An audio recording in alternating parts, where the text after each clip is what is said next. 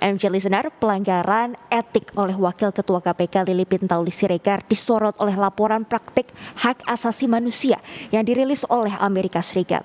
Menko Polhukam Mahfud MD menyampaikan pandangannya terkait masalah ini. Mahfud mengatakan sorotan Amerika Serikat atas pelanggaran etik Lili Pintauli itu sebenarnya merupakan urusan KPK.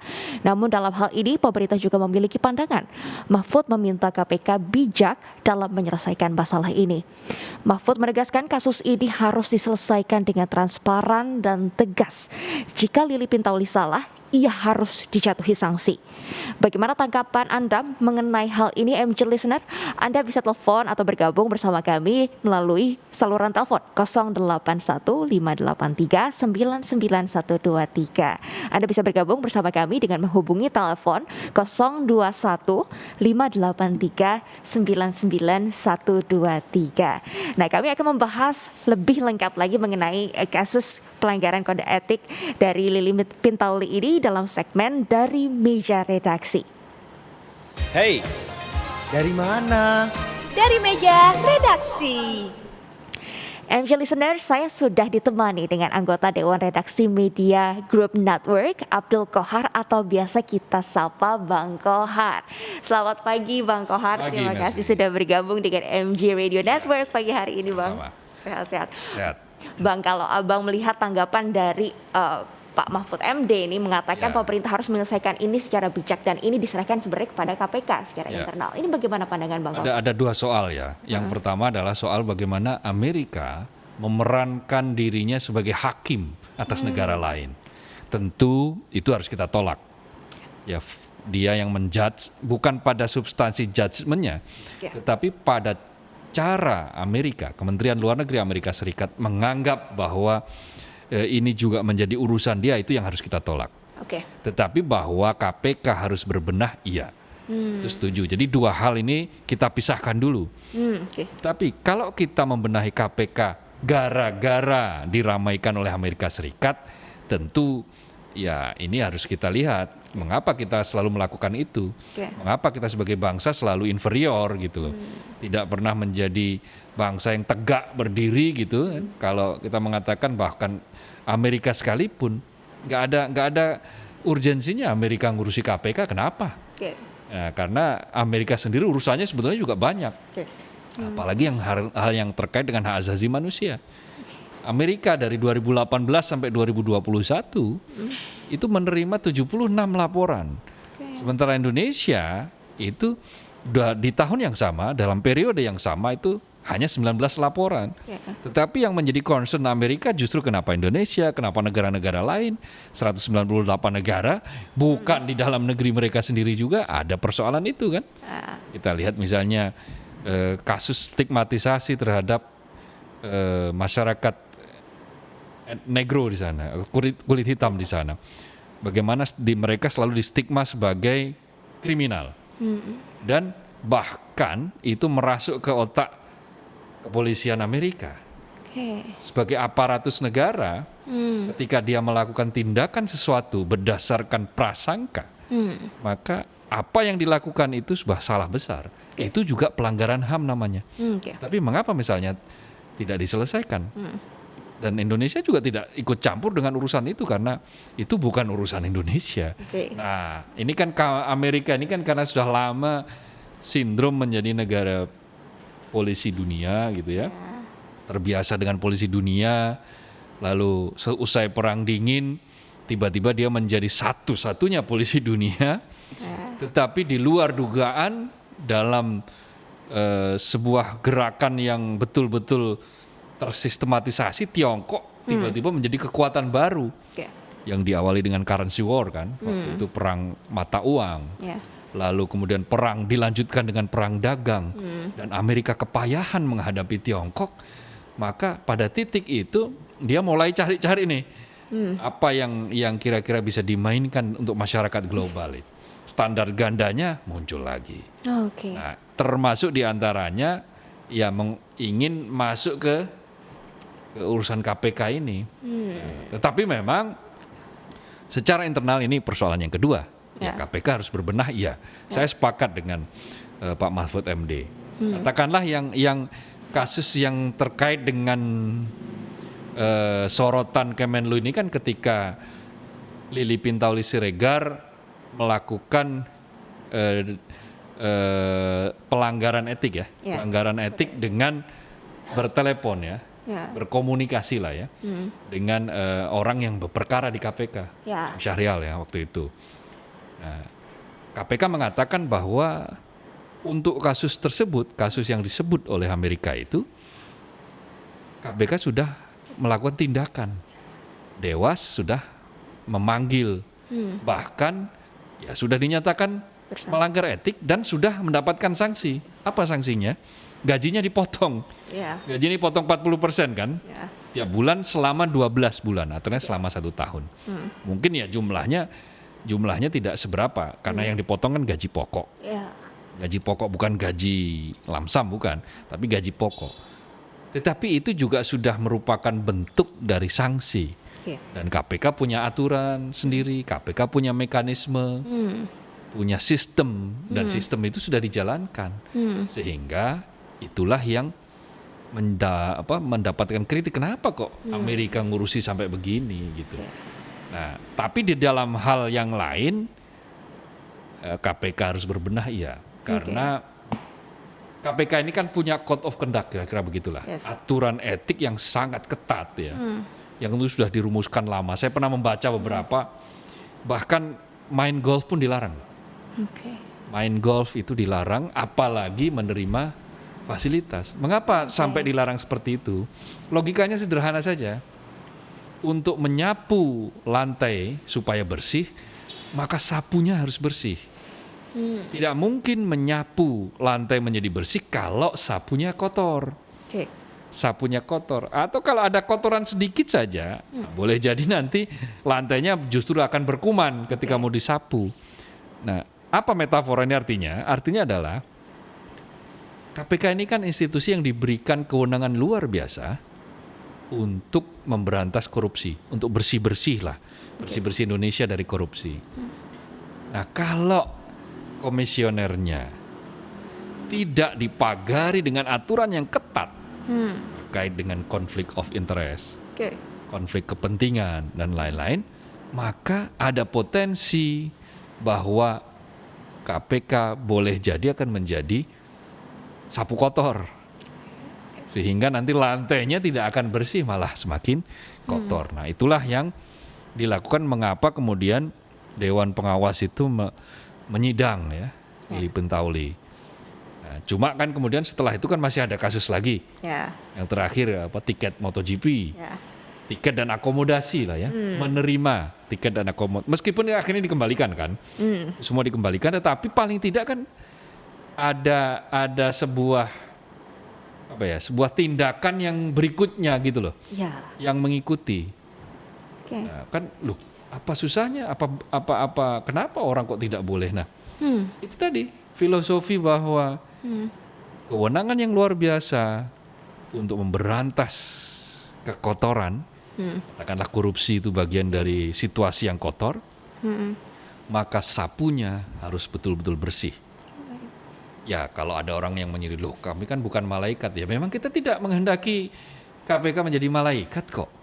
Menyusun sistem, membuat sistem, orang-orang yang di dalamnya itu diatur dengan sistem, sehingga sistem itulah yang mengikat mereka, memagari mereka supaya tetap bersih. Nah, dengan tetap bersih, maka dia akan tenang saja, dia akan menyapu lantai yang kotor, sehingga lantai yang kotor itu bisa menjadi bersih. Bang Kohar, kalau terakhir ini kan memang walaupun akhirnya tiket MotoGP dikembalikan dan akomodasi dikembalikan, tapi kan awalnya tidak dilaporkan nih. Ini berarti itu juga menyalahi undang-undang. Nah, itu gimana tuh Bang Kohar? Undang-undang itu kan menyatakan begini, 1 bulan. Ya kita hitung saja kalau GP Mandalika itu katakanlah belum ada sampai 1 bulan, ya berarti masih harus ditunggu sampai 1 bulan untuk melaporkan pemberian itu. Nah, kalau ternyata sudah lewat dari 1 bulan, kok tidak dilaporkan dan baru dikembalikan setelah disoal, maka paling tidak di situ ada iktikat yang buruk. ada iktikat untuk menikmati fasilitas itu. Nah, dari mana kita bisa membaca itikat? Karena rule-nya sudah jelas loh, 1 bulan loh.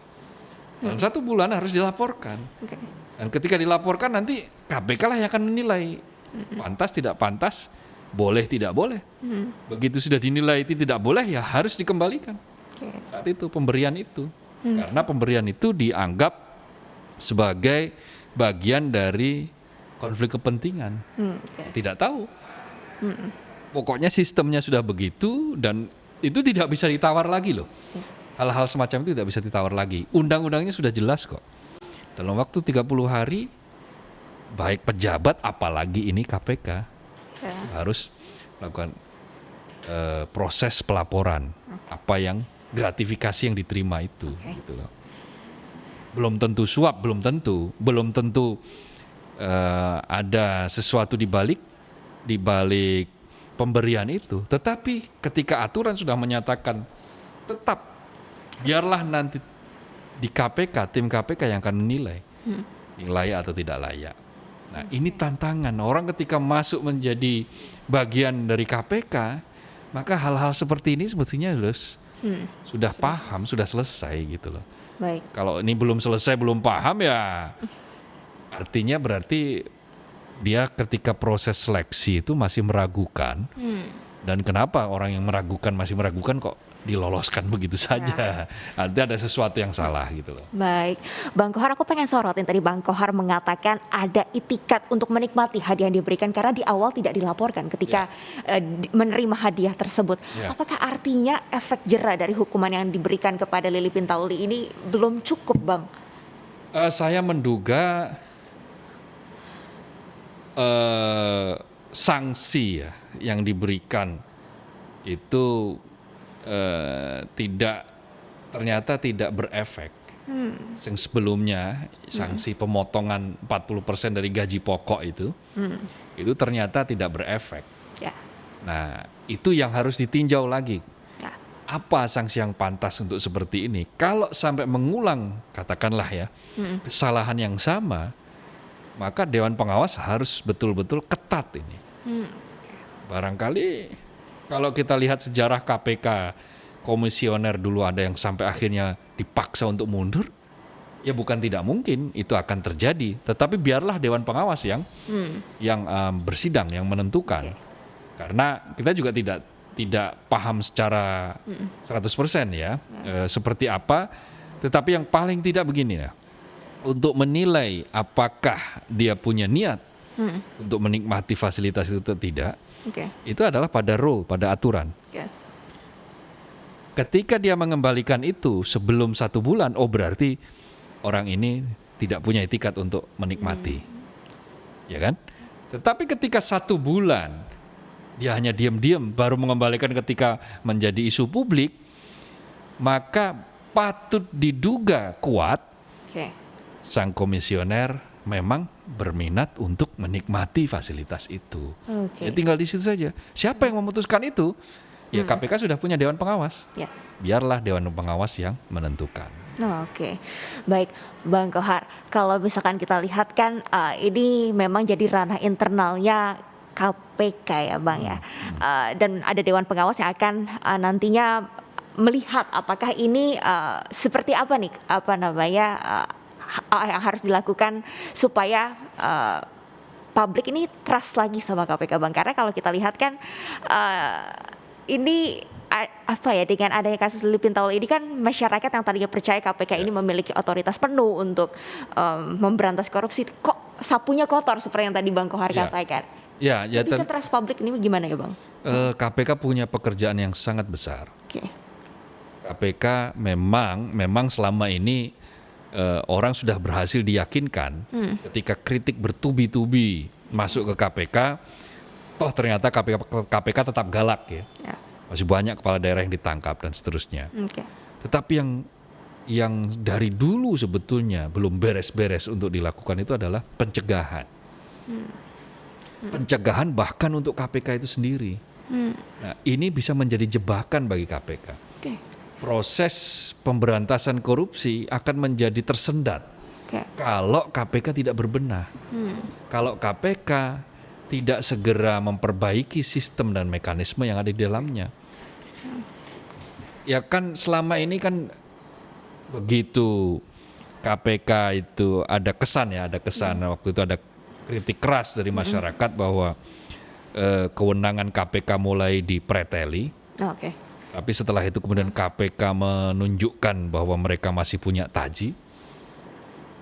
Dan ternyata sekarang dia terpeleset, katakanlah begitu ya. KPK terpeleset oleh isu-isu yang konteksnya adalah etik. Ini bisa berbahaya kalau tidak segera ditanggapi dengan serius. Mengapa? Karena problem etik ini adalah sumber dari awal ketika orang untuk melakukan sesuatu atau tidak melakukan sesuatu. Etik ini yang akan menghukumi orang untuk memulai, untuk mencegah. Nah, konflik kepentingan itu muncul juga ketika kita terlalu longgar terhadap kode etik. KPK juga begitu, menjadi apa ya? Menjadi begitu muncul perkara-perkara semacam ini karena terlalu permisif terhadap kode etik kode of conduct yang sudah dibuat. Jadi mulai ya kalau ini bolehlah sedikit-sedikit gitu kan. Ya, awalnya coba-coba, tapi lama-lama akhirnya make juga kan kira-kira kan kalau dalam dunia narkoba kan begitu. Jangan pernah sekali mencoba kan gitu. Betul. Sama dalam konteks KPK juga begitu. Jangan pernah sekalipun. Wahai komisioner KPK, wahai para aparat yang ada di KPK, jangan pernah sekali-kali mencoba untuk memperlonggar etik, kode etik, code of conduct. Sekali mereka berani coba-coba melakukan pelonggaran, maka akan terjadi kerusakan. Ya, jadi itu yang apa namanya, yang sangat-sangat harus diperhatikan dalam konteks kasus ini. Jadi sudah 2 kali loh ini. Ya, tetapi memang kalau kita hitung kan waktu itu tanggal 18 sampai 20 Maret kan ya.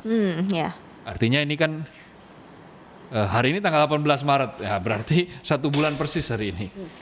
Nah, ketika dia sudah mengembalikan sebelum 1 bulan, ya tentu saja kita serahkan pada Dewan Pengawas. Karena memang ada durasi waktu. Durasi waktu. Sebetulnya kalau dia itu aparat KPK ya, semakin cepat dia melaporkan begitu dia terima itu fasilitas dari BUMN itu misalnya, ya semakin cepat dia melaporkan itu akan menjadi teladan dan itu akan lebih baik gitu loh. Baik, Bang Kohar, apakah menurut Bang Kohar Undang-Undang Nomor 19 Tahun 2019 ini cukup kuat untuk membuat KPK ini diawasi dengan baik? Iya, sebetulnya konsep Dewan Pengawas itu sudah betul. Konsep Dewan Pengawas itu sebetulnya sudah memberikan kesempatan bahwa supaya KPK juga tidak bisa semena-mena.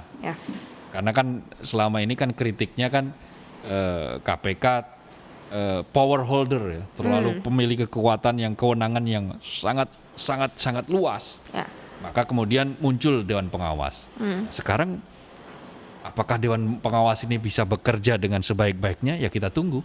Bagaimana menghukumi orang yang sudah, ya pertama sudah jelas, sudah kena sanksi. Lalu kalau kedua laporan ini berdasarkan penyelidikan ternyata juga jelas juga, sama juga, ya tentu kita akan menunggu. Apakah sanksi yang diberikan itu cukup keras, atau sanksinya juga jangan-jangan cukup longgar. Kalau itu ya sudah, kita tinggal menunggu saja bahwa KPK akan betul-betul terus-menerus digerogoti oleh perkara-perkara yang terkait dengan urusan etik ini.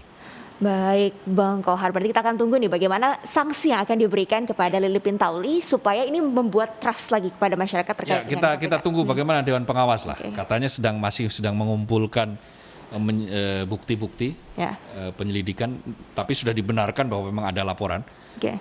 Anggota Dewas Samsudin Haris mengatakan memang ada laporan bahwa menerima tiket dan akomodasi dari BUMN. Sementara kan KPK ini juga bekerja untuk nanti menyelidiki kemungkinan kalau ada dugaan korupsi misalnya di BUMN kan nanti akan lebih panjang lagi. Jadi konflik of interest di situ. Baik, Bang Kohar, terima kasih untuk waktunya bergabung dengan MJ Listener pagi hari ini. Semoga ini bermanfaat untuk pendengar kita pagi hari ini. Sukses sehat selalu, Bang Kohar. Amin. Selamat pagi.